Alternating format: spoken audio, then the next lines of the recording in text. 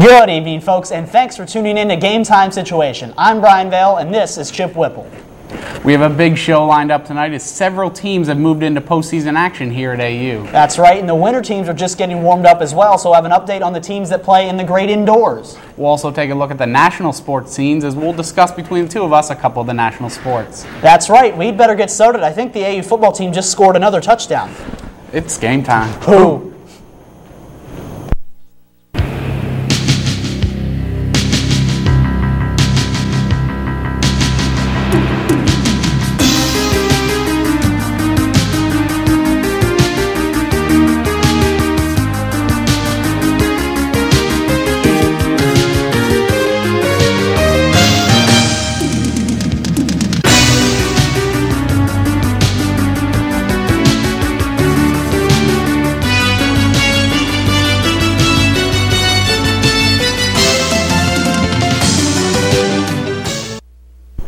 The football team here at AU has had one of the best seasons in the program's history in 2007.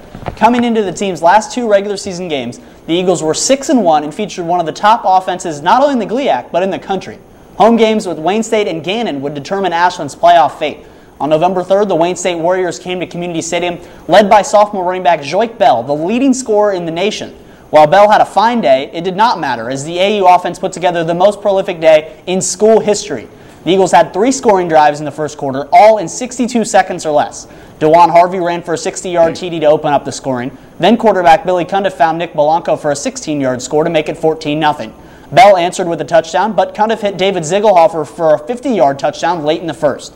The second quarter was more of the same. Bell scored from 7 yards out to make it a 7-point game, but freshman Jamon Javy responded with a 65-yard dash to the end zone for the Eagles. After Bell scored again, Cundiff connected with his senior wideout Ziegelhofer for a 44-yard TD to put the halftime score at 35-21 AU.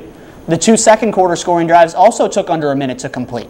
And in the second half, it was Harvey getting back into the action, scoring from the 5 to give AU a 21-point lead. Bell was not done yet, though, as he muscled in from 2 yards away for his 4th TD of the game and 29th of the season. That's a lot. Cundiff hit JV on the next drive for a 25-yard touchdown, and then the freshman back sprinted 88 yards on his next carry for another 6 points. Wayne State answered with a score of their own, but Harvey ended any doubt with a 58-yard scamper to break 2 school records in one play. With the run, he gave Ashland the school record for points in a game and yards in a game. The Warriors added a late score to make the final 63-42 Eagles. The 1922 Ashland team had been holding on to the scoring record with 61 points against Defiance for over 80 years, but this Eagle team topped that number. AU also cranked out 721 yards of offense, breaking the record set in 1929. Cundiff set an AU record with 5 TD passes as he was 16 of 23 for 379 yards. Harvey, already leading the conference in all-purpose yardage, racked up 314 total yards on the day. He carried 13 times for 198 yards. JV had 8 rushes for 121 yards of his own. Ziegelhofer had 5 catches for 154 yards and 2 TDs, and Wayne State put up some impressive numbers as well, as Bell ran 29 times for 175 yards, while Darrell Graham rushed 25 times for 141 yards and a touchdown. The Warriors ran 103 plays in the game, amassing 535 yards of offense. The 105 points combined is the highest scoring game in AU history, and Ashland picked up their 6th straight win, headed into a season-ending tilt with Gannon. Chipper, how did the Eagles do against the Knights? Well, Brian, the Eagles went into their last game of the season understanding that a win would almost guarantee their first playoff berth in 10 years. The Gannon Golden Knights started off the game driving down the field. The Knights picked up a couple first downs before an errant pass landed in the hands of senior linebacker Kyle Calvert, and he took it 60 yards the other way into the end zone to give the Eagles an early 7-0 lead. After the pick six, it was all Ashland the rest of the game. Ashland finished off Gannon with a final score of 62-7, making it 2 consecutive weeks that the Eagles scored more than 60 points. 3 Ashland running backs scored 2 touchdowns each. DeJuan Harvey scored on runs of 21 yards and 52 yards. John Schroeder picked up 2 5-yard TD runs. His 2 touchdowns left him 1 short of the Ashland record for touchdowns in a season. Schroeder finished the season with 16 scores. Jamon Javy ran in his 2 scores with runs of 23 yards and 9 yards. David Ziegelhofer caught a 21-yard TD pass from backup quarterback John Ferguson near the end of the first half. Starter Billy Cundiff left the game early due to the large score difference. Mike Belcito finished up the scoring for the Eagles, knocking in 2 field goals from 23 yards out and 36 yards out. Gannon scored its only score of the game on a 54-yard scramble from quarterback Zach Bodecker. Whew! Now that was quite a lot of scoring from the Eagles. The win ended the regular season for Ashland as they finished with a record of 8-1. The Eagles then had to wait and see if they made it into playoffs and who they might play. Vale, is there more football to be played for Ashland this year? Indeed there is, Chip. With the wins, AU qualified for the Division II playoffs for just the third time in school history. The Eagles lost in the first round each of their previous 2 postseason appearances. In 1986, North Dakota State won 50-0 over AU, and in 97, Slippery Rock beat Ashland 30-20. In both those occurrences, the Eagles sneaked into the playoffs, but now the Eagles find themselves right in the middle of the bracket. So a competitive game should ensue Saturday against their first-round opponent, the Central Washington Wildcats, while we'll have much more on the football team's trip to the playoffs later in this episode of Game Time Situation. We're going to switch gears for a little bit, and we're going to move on to the cross-country teams. The Ashland women's cross-country team traveled to SIU Edwardsville to compete in the NCAA Division II Regional Championship on November 3rd. The Eagles struggled and were not able to secure a trip to the national championship. The women's regional title was won by who else? Grand Valley State, who finished with 40 points. Wayne State was the runner-up, and Wisconsin Parkside rounded out the top 3. Ashland's best finish was turned in by junior Becky Yoder, who was 25th overall. Wayne State's Rochelle Mallett won the individual championship. The women didn't finish off the season with that great of a run, Vale, but were the men able to do better with their opportunity? The men were also unable to qualify as a team for nationals, needing a top 4 finish. The runners placed 5th, ending their season as a team. Junior Jeremy Train took 12th best for the Eagles, while senior Brandon Bauer finished 28th. Grand Valley won the event, with Wayne State taking 2nd place. We're off to a good start, but when we return, we'll have news on the other AU team to qualify for the postseason. That's right, so stay tuned. This is Game Time Situation. Hi, Mr. President. My parents believe that eating meals together will make our country strong. Is this something that you did when you were a kid? I did eat with my family so long as my mother wasn't cooking. Not good making fun of your mother, even if you are president. But it is good to have dinner with your kids. We know the more often children have dinner with their families, the less likely they are to smoke, drink, and use drugs. So simply having dinner together can help your children forever, even if you're not a great cook. Kids, how do we take care of our teeth? Brush your teeth twice a day. Floss your teeth once a day. If you want healthy teeth, do this every day. Brush your teeth. Fight tooth decay. Floss your teeth. Don't forget regular dental checkups, okay? Brush your teeth twice a day. Floss your teeth once a day. My name's Andy McDonald. I ride this useless wooden toy for a living. It's hard. I've been doing it for 13 years. I'm still lame. I do a trick called a 540. Took me a good 6 years to learn. There's a whole generation of skateboarders out there that are just as talented athletically as any basketball or football player. It takes somebody that's not going to be afraid to fall down a lot, because you definitely will fall down. You're not a failure until you refuse to get back up. Drugs are only going to hinder what I'm trying to do. That right there is my idea of getting high. You're a good driver, a careful driver, and you don't stand a chance.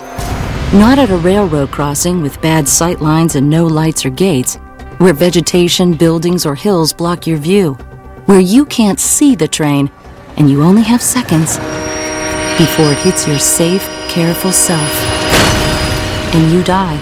Go to angelsontrack.org to report dangerous crossings, because careful is just no match for a 200-ton locomotive.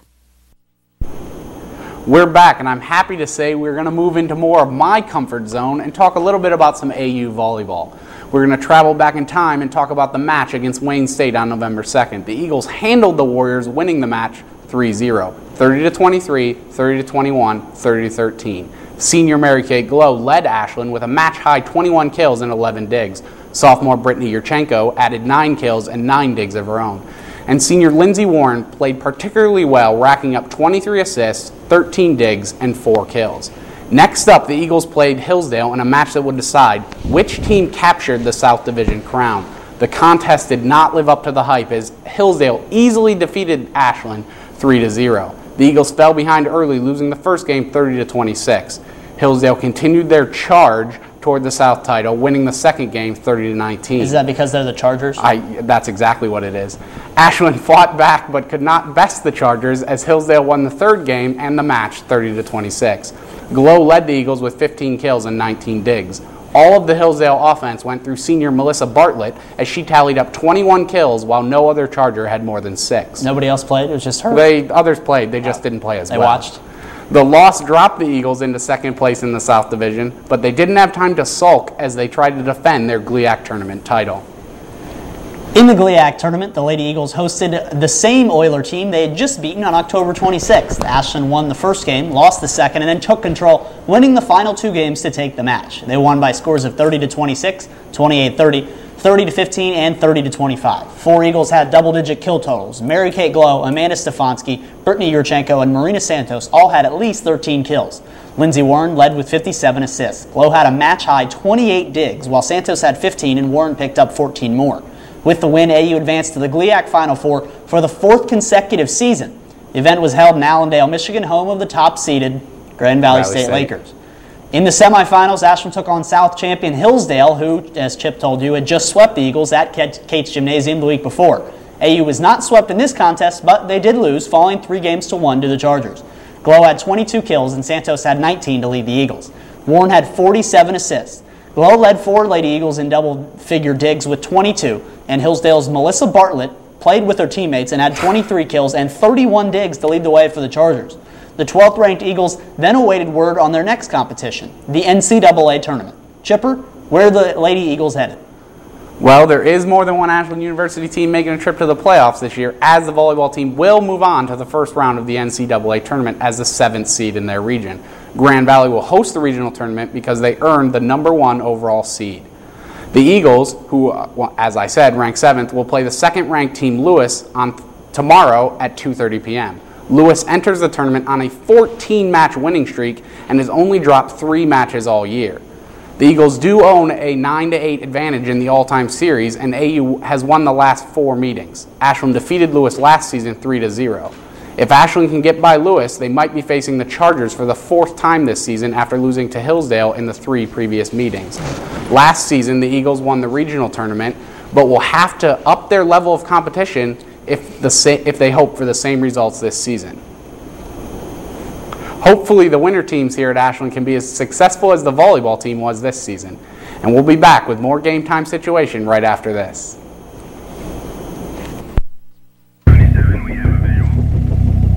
I joined the National Guard and never thought I'd be saving lives. It's more than money for college. It's built my character and given me a sense of accomplishment. Now I'm on a career path and I'm the leader of my team. I put on the uniform and I have a whole new outlook on life. Country, community, family.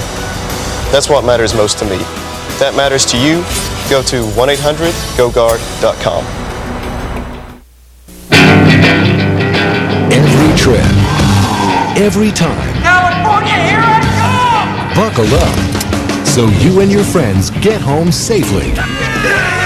I must scream into the world from the top of some place very high. Seatbelts save lives. Okay. Visit NHTSA.gov. Low and slow.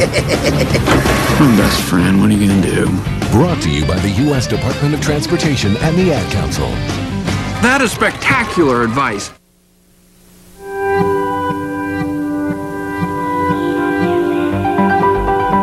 Does peace really have a chance within our lifetime? At Rotary, we believe it does. We've created programs at universities around the world dedicated solely to teaching peace to a new generation.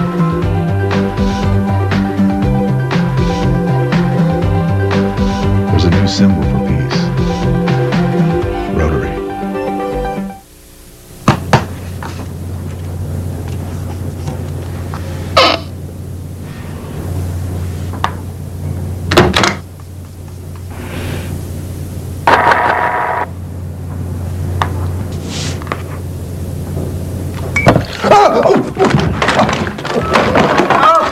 E-File.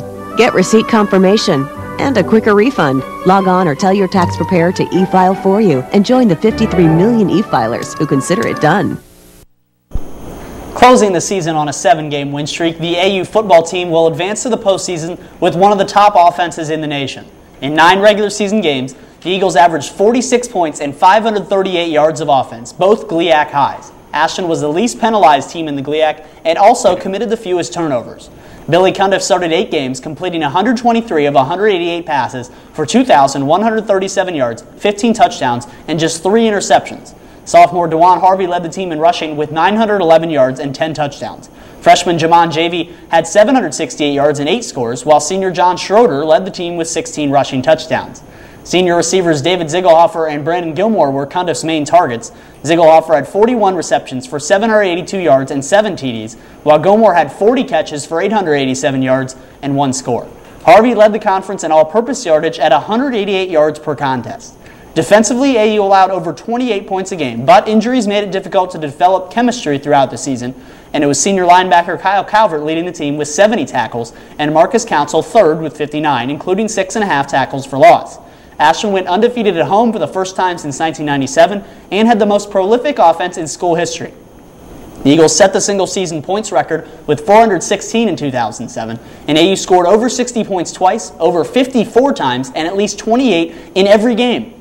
Chip, let's take a look at AU's opposition for this weekend. The Eagles will travel to Ellensburg, Washington, all the way on the west side of the country, that would be by the Pacific Ocean, to take on the number 4 team in the region, the Central Washington University Wildcats. The Wildcats finished the season 8-2, with their 2 losses coming to the number 1 team in the region, Nebraska-Omaha, and the number 3 team in the region, North Dakota. The Wildcats participate in the North Central Conference and finished 3rd behind the 2 previous teams mentioned. The Crimson and Black Wildcats play at Tomlinson Stadium, where they have yet to lose this season. Mike Riley leads the Wildcats as he threw for 2,669 yards and 24 touchdowns.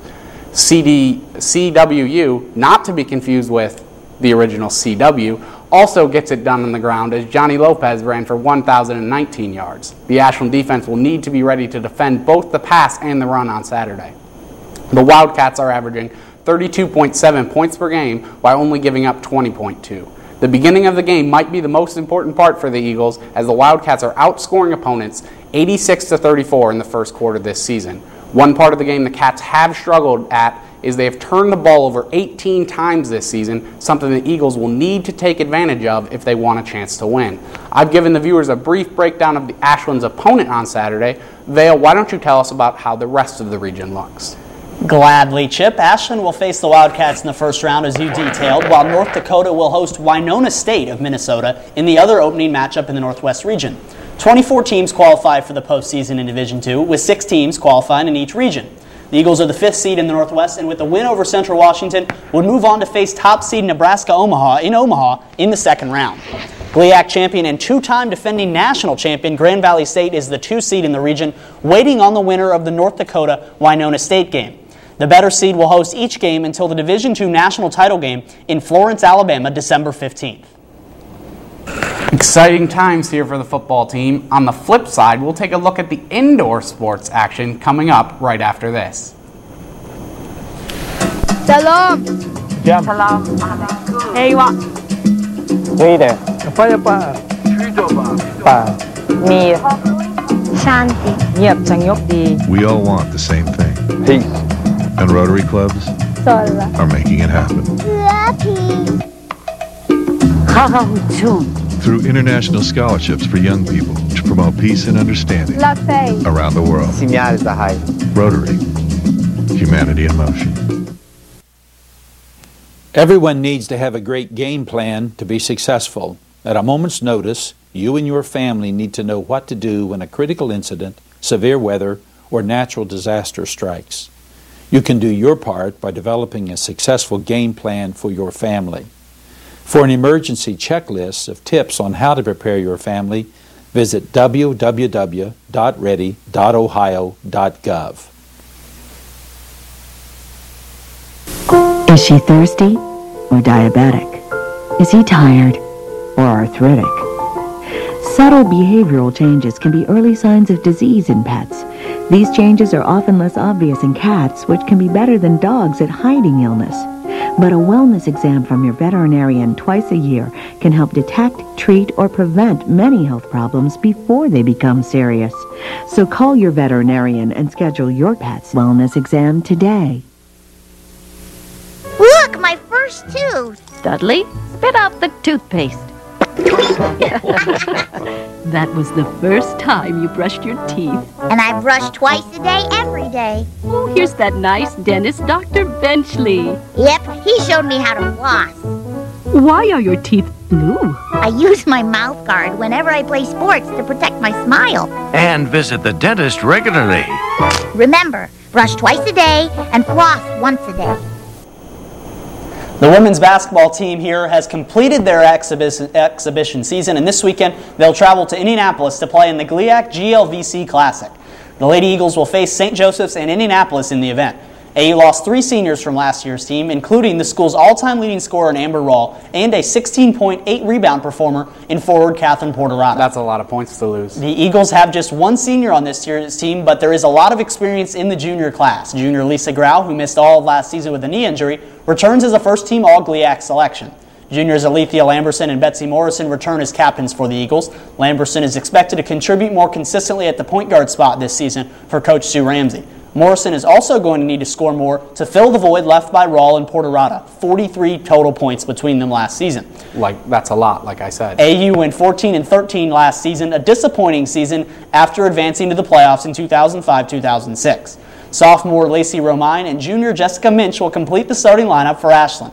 Lindsay Warren will join the team after her volleyball season ends. Warren played for Ramsey in 2006, giving the team an added dimension with more post-scoring and energy off the bench. The Eagles were picked to finish 3rd in the GLIAC South behind Gannon and Hillsdale. Chip, the men don't have quite the returning class as the women do this season. Break down the Eagles for us. Well, the men's basketball team will begin their season tomorrow night hosting in-state rival Tiffin. The Dragons. Yes, the Tiffin Dragons. But to get all the fans prepared for the opening night tip-off of the season, I thought we should give them a little preview of this year's team. The Eagles lost 6 seniors from last year's squad and will have 6 freshmen on the roster this season. The returning players will be Ashland will be senior guard Brett Bartlett, senior guard Steve Gansey, and junior forward Tyler Rosenberger. Rounding out the starting lineup will be junior transfer Brett Wackerly and redshirt freshman Cale Richardson. The Eagles have played in 2 preseason games and 1 scrimmage so far to get a feel as to where their team is. On Wednesday, October 31st, the team traveled to Columbus to play a preseason game against the Ohio State University Buckeyes. The Eagles struggled, as one might expect, losing the game 88-59. Bartlett played well for Ashland, leading the team with 15 points, all of which came from behind the 3-point line. On Sunday, November 4th, Ashland traveled up to Toledo to take on the Toledo men's basketball team in their 2nd preseason game. In a much closer game, the Eagles lost the contest 75-70. Bartlett and Rosenberger led the Eagles with both scoring a game-high 17 points. Ashland hosted Worcester this past Saturday in their annual scrimmage. Ashland won the scrimmage 93-81. Wackerly led the Eagles in scoring with 25 points. He also added 4 rebounds, 5 assists, and 3 steals. Now that we've given a little look at the basketball team and wrapped up all the action on the b-ball court, why don't we check out what's been happening in the pool, Vale? Both swim teams headed to Grand Valley State on November 3rd, and the women came away with a 166-119 defeat at the hands of the Lakers. Freshman Allison Morgan won the 50 and 100 freestyle races. Nicole Birchmeyer took first in the 200 IM, with Lindsay Wormer winning the 500 freestyle. The 200 free relay team of Morgan, Ashley Shoup, Jennifer Knight, and Jessica Hennick won that event. Friday, the women traveled to Denison for their next meet. Chip, how did the men do against the men of large, low places? Oh, I get it. Grand Valley, yep, large, low. That's funny.